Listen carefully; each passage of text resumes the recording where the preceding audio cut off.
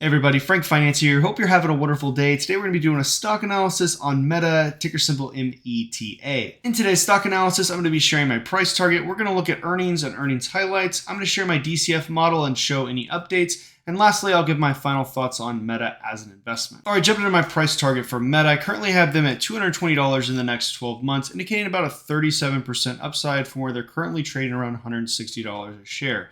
Now, in my DCF model, I have them at $226 a share, and EBITDA, I have them at $281. We'll go through that later on in the video. Now, from a downside perspective, I still think there's a possibility, based off of what we heard in the earnings call, that could move them down to $135 a share in the short term. And that I will go a little bit deeper during the earnings highlights. Now, from a risk perspective, the key things here is there's ad revenue, there's headwinds that they're facing from a business perspective, there's growth concerns, and there's cost control that they're all trying to face. Part of that will be discussed in the earnings sections as well. Jumping into Q2 2022 earnings results, Meta reported on July 26th that they had earnings per share of $2.46, 9 cents short of analyst expectations of $2.55. They reported $28.82 billion in revenue compared to analyst expectations of $28.94, or a miss of about $129.7 million. Jumping into earnings highlights, the big headline here is that Meta reported the first negative growth in the company's history since they've been publicly trading at negative 0.88%, so a little less than 1%. As a reminder, they reported 6.6% for Q1, which was shy of analyst expectations of 9%. However, that 9% was still lower than that they had ever forecasted in the future. So they typically had growth over 10%, double digits. And we'll go over that in our DCF model. Another thing here is that ad impressions did increase 15% year over year, which is a positive thing. However, the average price per ad decreased by 14%. Cost increased by 22% year over year, and head count increased 32% year over year. Buybacks were at $5 billion for Q2, and they have another $24.32 billion authorized for future repurchases. Guidance for Q3 of 2022 was guided between $26 and $28.5 billion, which if you're paying from a year-over-year perspective, they're forecasting negative 1 to 10% growth. So this is huge. This is going to be 2 quarters of negative growth, which if you're looking at the economy as a whole is definitely a recession. Whatever political folks might say, that's been the definition. That is the definition.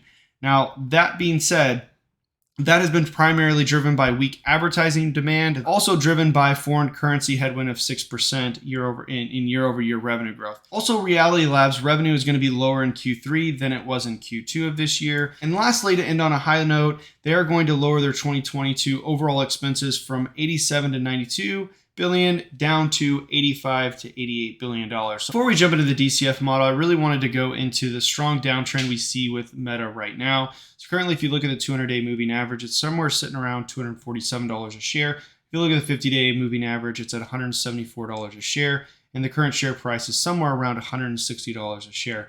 So right now, if you're looking at from a trend perspective, from a technical analysis perspective, definitely in a downtrend. All right, jumping to my DCF model for Meta, starting with the valuations of the DCF calculation at 227 and the EBITDA multiple at 281. Slightly different than what I said in the price target section due to some of the changes I made with shares outstanding as well as net debt.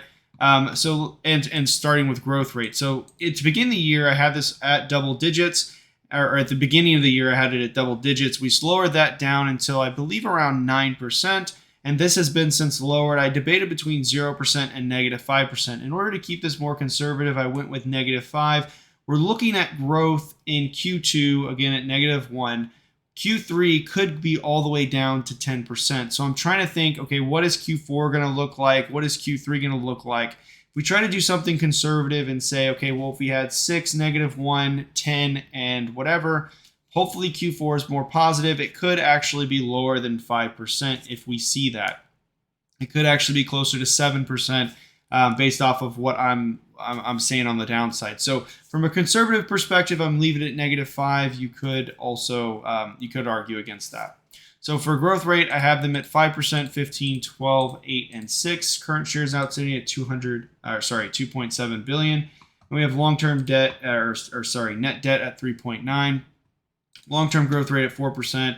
EBITDA multiple of 5, discount rate of 9.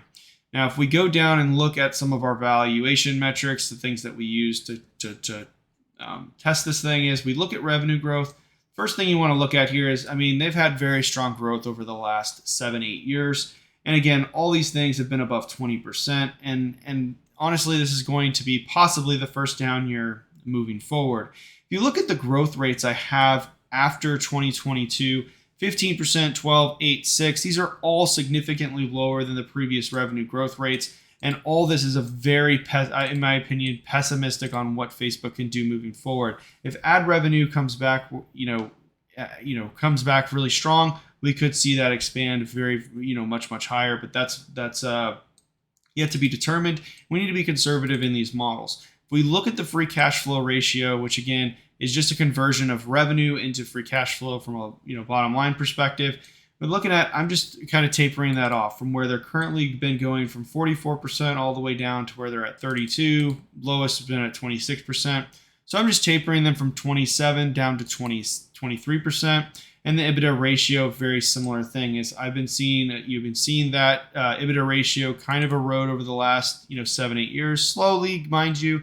And I just kind of put a little bit of a trickle on that, decreasing it roughly by about 2% every year down to 38% in revenue to EBITDA. Ultimately getting a DCF calculation of $227.56. All right, now for my final thoughts on Meta as an investment. So the first thing right off the bat, looking at the technical analysis, it's probably not a great time to buy Meta. However, if you look at DCF calculations, probably from anyone, they're definitely calculating that Facebook is underpriced. But the challenge here is, what do you think Facebook is going to do from 2023 and beyond?